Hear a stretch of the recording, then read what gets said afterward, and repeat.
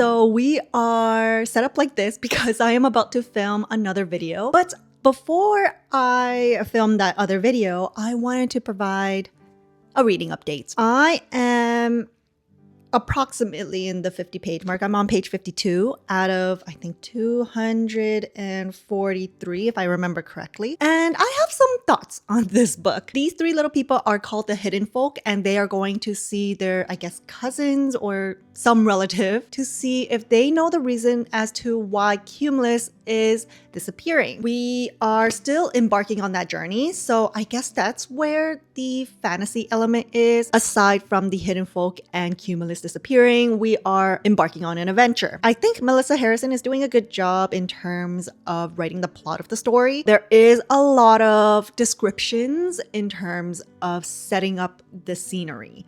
So we are in between winter and spring. So it starts off at the end of March. So yes, we are going to feel the brisk cold winters, but transitioning into the rainy seasons of spring. So she does describe that quite in detail, and she talks a lot about the flora and fauna. So there were a lot of descriptions in terms of how birds chirp, for a lack of a better word. And there were a lot of different flowers that were introduced into the story just to set up the scenery. And instead of the three little people figuring out the mystery behind Cumulus slowly disappearing. I typically like books where the plot is driving the story, or if we follow the characters rather than a lot of descriptions in the setting of the story. I'm not as drawn to the story because there is a lot of descriptions of the setting of the story, of setting up spring, but at the same time, I knew that coming into the story that we are going to see a lot of descriptions of spring. That's why I don't mind it so much. Although I find it to be quite descriptive in the setting, I think Melissa Harrison is still doing a great job balancing the two. Now, another thing I noticed is that this is written in third person, so we have a narrator, but there were a few instances where the narrator starts directly addressing the reader. So I feel like it goes from third person and then switches to second person in one paragraph. It interrupts the flow of my reading sometimes, where I'm just reading it in third person, I'm just following along with the story, and then all of a sudden I'm being addressed. So I don't know if this is considered third person with some sprinkles of second person writing, or if it's just third person and the narrator is just directly addressing the reader. So initially I thought it was third person with some sprinkles of second person writing, but after doing a little bit of light research on it, this book is primarily third person, and I've seen that there were no instances of second person. So I find that the switch between the narrator narrating the story and when they directly address us is quite abrupt. I mean, I guess that draws me back into the story again, where it's, oh, they're talking to me, instead of drifting off with all those descriptive writing in terms of the setting. But it's not hard to follow. It's not flowery in any sense. It's just a lot of details in the setting. So if you do like a lot of details in your settings, probably this might be for you. But for me, I prefer a nice balance between the two. This one, I feel like there's a little bit too much. Maybe I would like it if we can focus more on the three little people. I feel like we are not really diving into their character too much. There were some descriptions in the beginning of their personality, but other than that, that was it. Another thing I noted in the book is that I find that some of these sentences do not flow naturally. I catch myself rereading the sentences to understand what was going on. It's probably just me not used to reading this sort of writing, maybe, or it could be an editing issue. I'm not too sure. That's what the Hidden Folk woke up to that morning. And while they were well used to the dawn chorus back at Ash Row, now they were heading into the countryside. There were a lot more birds, and some different ones too, whose songs were less familiar, and the whole shebang was so exciting that there was absolutely no going back to sleep. There was no period until I got to sleep. That was a mouthful, I feel like. So I don't know, it could just be me not used to the writing, or maybe it was just maybe a tweak in the editing that we could have done in here. But all in all, I like this book so far. It's giving what I expected it to be, which is setting myself for spring and with some descriptive whimsical writing in terms of its spring setting. So those were my thoughts so far, and I will get to filming the video I was intended to film and hopefully jump back into this book, and I will hop back on once I have another reading update. Good afternoon. I don't think I've ever said that before. I have a reading update for By Ash, Oak, and Thorn by Melissa Harrison. I am on page 109 of 243, so I am almost at the halfway point. And it's feeling like a great accomplishment, honestly. I love having the long weekend and just having that time to read and slow down during a hectic past month I've been having, and this month is no better. It's really good to just wind down and have a slow weekend. Now, I have inserted a B-roll clip of another sentence that I found to be unnatural in terms of its flow, but when I stumbled upon a word that I was unfamiliar with in this book, I decided to search it up. And it seems that this word is primarily used in British writing. And that was when I realized maybe the reason why I found these sentences to flow not as natural as I would have hoped is because it is written by a British author, and maybe they have their own way of writing. So that's why I find it a little bit slightly more difficult to read. I wouldn't say difficult in the sense that it's too hard to follow, but it doesn't flow as naturally as what I am used to reading. Maybe that might be the reason instead of having editing issues. So I just wanted to point that out. So we passed our first encounter of an obstacle, and I think during that time, I think that was the most high stakes it could have been, although I would say it's more medium stakes, low medium stakes, and I don't find that the setting is over descriptive anymore. So maybe it was just to set the story in the beginning of the book, but now that I am almost halfway through the book, I don't find it to be too descriptive in its setting anymore, or maybe I'm just used to it now. So we still follow the three little people as they embark on their journey to Folly Brook, and they finally arrived in Folly Brook with some little hurdles and bumps along the way. However, their cousins were not there, and they find another hidden folk there. So far, the book is pretty enjoyable. I am getting used to the writing, which makes it more enjoyable probably. I am going to continue reading this. Hopefully, I can finish this book today. We'll see how that goes. Aside from the unnatural flow of the sentences that I personally found to be unnatural, it is a pretty easy read. I am liking this so far, and I will provide another reading update once I have something to talk about.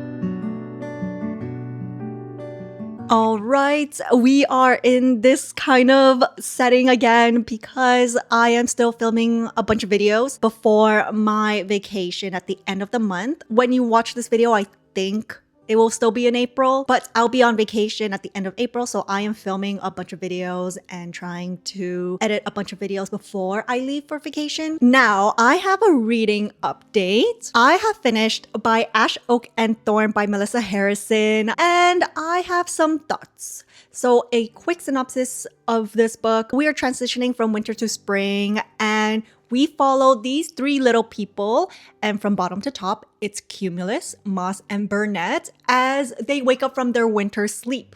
So I guess they were hibernating. But one particular morning, as they wake up from their winter sleep, they realize that Cumulus is slowly fading away. So he's losing parts of his body. They are slowly disappearing. However, he says it does not hurt, and he's just pretty much becoming invisible. They don't even know why Cumulus is slowly disappearing, and so they embark on a journey to find out answers. And they end up traveling to what is called the hive. This book is pretty much a story about the environment, the nature, and humanity. So when we're talking about the hive, we are talking about a big city. So when I was reading about the hive, I was imagining New York City for some reason. But I could have thought of any big city, like I could have thought of Toronto. With the descriptions, it just really sounded like New York City to me. It kind of brings light that humans are just going about their day and they don't really stop and smell the roses or notice anything about the wildlife. In terms of nature, in terms of our environment, humans are not particularly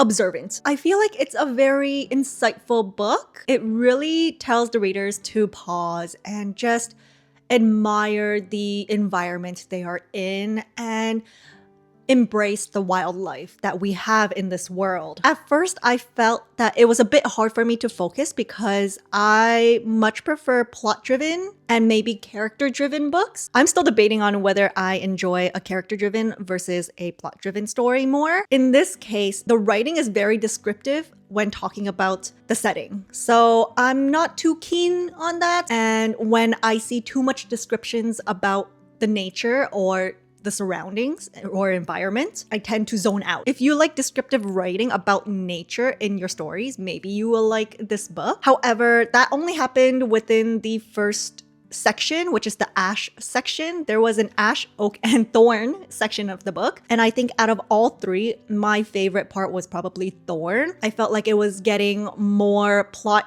and character driven with a lot of mini lessons here and there about humanity. It was very heartwarming. It's very cozy. It's whimsical. I really enjoyed this book. I started getting used to the writing near the end, so during the thorn section, but during the ash and half of the oak section, I started to drift and zone out because there was just too much descriptive writing about the nature. Near the end of the book was so cute.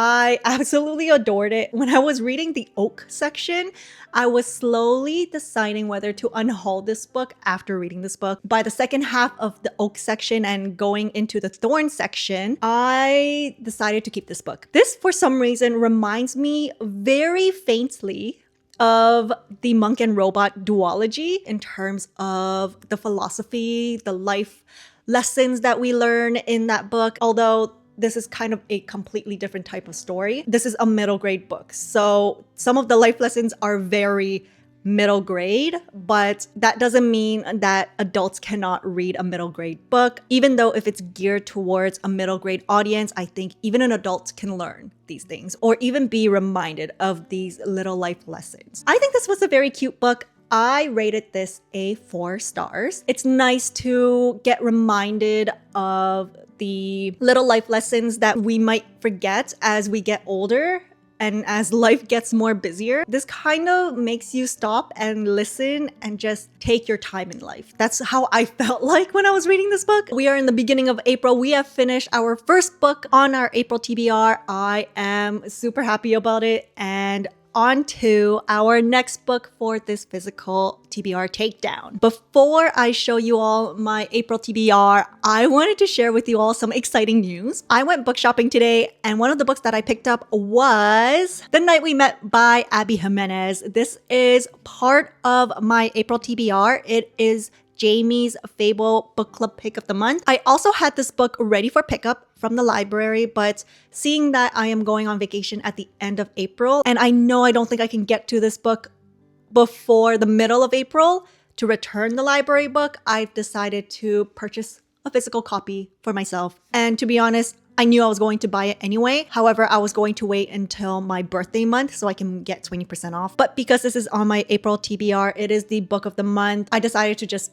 purchase the book at this point in time. We have this and I am so excited. I can add this to my stack of April TBR books. So here is my stack of my April TBR that I have to get through. We have finished by Ash, Oak, and Thorn. So we have 3 more books to go. And out of these 3, we are going to pick one to finish off this video. The Night We Met by Abby Jimenez. I want to read Say You'll Remember Me before reading this. So this is a no for sure. Now between the Atlas 6 and Say You'll Remember Me, we are gonna go with Say You'll Remember Me by Abby Jimenez. I am so excited to read this. I cannot believe I'm finally going to read this. I have heard mixed reviews about this book. I have heard that it's not as good as her Part of Your World Interconnected Standalone series. So that's Part of Your World, Yours Truly, and Just for the Summer.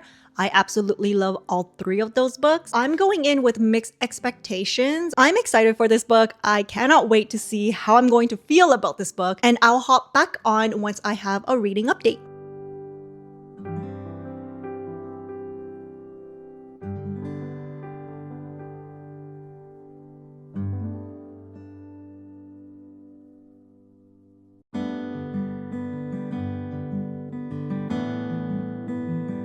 Good morning. I have a reading update on Say You'll Remember Me by Abby Jimenez. I am on page 100 on the dot. I think I'm past the quarter mark, going to the third mark maybe, and I have some thoughts on this book. So we follow our main male protagonist, Xavier, and he's a veterinarian at this hospital that he owns. And it starts off with him talking to one of the dog owners that he is not going to euthanize this dog because this dog is healthy. He is only 4 years old. There's nothing wrong with him. Why would you want to euthanize a dog? The owner responded that their mother passed away and they don't think the dog can survive without the mother. So to save the dog from suffering, they thought to put the dog down. Our veterinarian here does not approve of this, but pretends that he's going to euthanize the dog and charges extra on it. So it looks like he was going to go with the euthanization, but when we see the behind the scenes, he is actually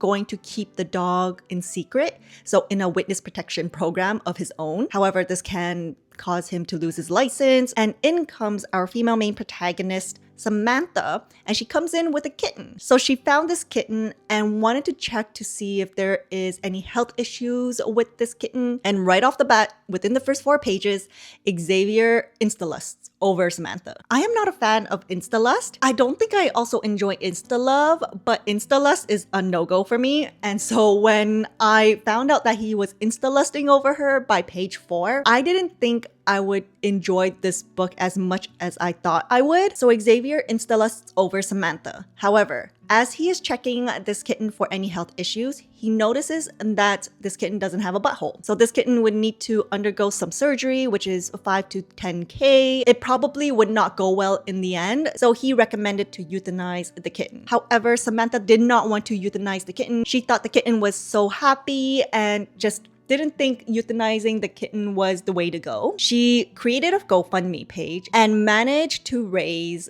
10K. And when she was close to the 10K mark, she got a huge donation by none other than Xavier of a donation of $500 to hit that 10K mark. And his note there was, "You were right." She wanted to prove him wrong that she can raise this 10K because Xavier didn't think that humans were that generous and kind-hearted. And after the surgery, she brings the kitten back to the clinic and wanted to see if there's anything else that Xavier could help with. And by page 16, Xavier asks Samantha out on a date. There is insta-love and there is this kind of attraction right from the start. I personally like a slow burn, and I personally like reading the development of how the romance would bloom rather than just jumping into instant attraction, or not even just instant attraction, but just knowing that they have instant attraction. It'd be nice if I didn't know. Xavier already knew when asking her out that she's going to catch a flight the next day to California. What she didn't tell him was that she was going to move to California to be closer to her family because she wanted to help take care of her mother's declining health. So now I'm at the point where Samantha is in California helping to take care of her mother, and Xavier decides to visit Samantha in California. There are a few things I do want to mention about this book. I already mentioned this, but the first thing that popped in my head was I am not a fan of insta-lust, and by page 4, we already got that insta-lust. But honestly, I think that insta-lust probably was expected because of the synopsis of the book. I was hoping for it to be more slower. Maybe not on page 4. Maybe like page 20? The insta-lust? I don't know. The second thing that kind of got me cringing in the story was the reference of Rhysand. I probably am pronouncing his name wrong. From ACOTAR. I haven't read ACOTAR, so that's why. So the characters in the book are referencing Xavier's looks and personality with a fictional character, Rhysand, from ACOTAR. And I don't know if Rhysand is a fairy, but he has bat wings. It threw me off while reading the book, so every time Rhysand was brought up, I would cringe. I totally forgot that that was the case with this book, that there is a reference of Rhysand from ACOTAR, and I don't know, that just was not it. It didn't work for me, although the theme was not it for me, where it's an insta-lust, and also that reference of Rhysand. Abby Jimenez has this way of writing that just gets me flipping through the pages. I don't even know why. I don't even know how it's working, but the way her writing flows and just the banter between Samantha and her siblings, more so Tristan, her younger brother, just is so entertaining to read. I'm still enjoying this book so far. I have been reading this physically and listening to it as an audiobook, and it really helped with the audiobook because I was preparing breakfast and eating breakfast while listening to Say You'll Remember Me. I am going to clean up the living room and switch over to my audiobook, and I will hop back on when I have another reading update. All right.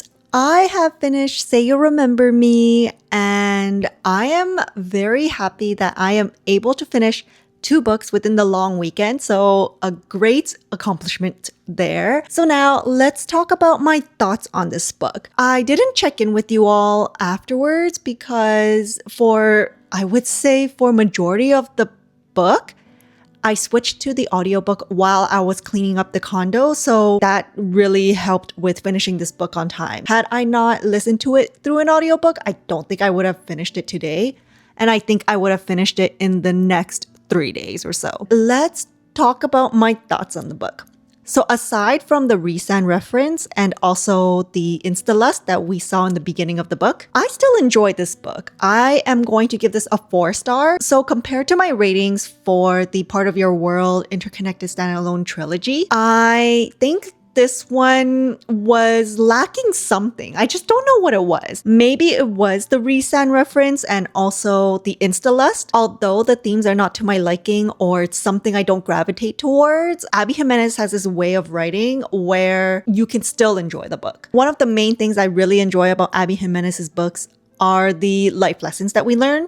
And also, we get to see a deep dive in our main protagonists' lives in terms of what they're going through and how they overcome it. I still enjoy that aspect of it. I have 2 additional thoughts. The first thought I had while reading this book was that I wanted to see something different in her books. So this book deals with a long-term relationship and how they make their relationship work. Our 2 main protagonists do not live in the same city, so they kind of have to work around that. And we also see this long-term relationship and how they work around it in 2 of her other books. The first one I thought of was Part of Your World, where the female main protagonist lived in a big city and our male main protagonist lived in a countryside, I think, or just like in a small town. And another book that she has this long distance relationship was Just for the Summer. Our female main protagonist lives in a different city than our main male protagonist. So she is a traveling nurse. One of her locations that she got to do her nursing was where the main protagonist lived. So there was another long distance relationship happening there and how they work around it as well. So we are seeing this in 3 of her books now. I'm hoping that The Night We Met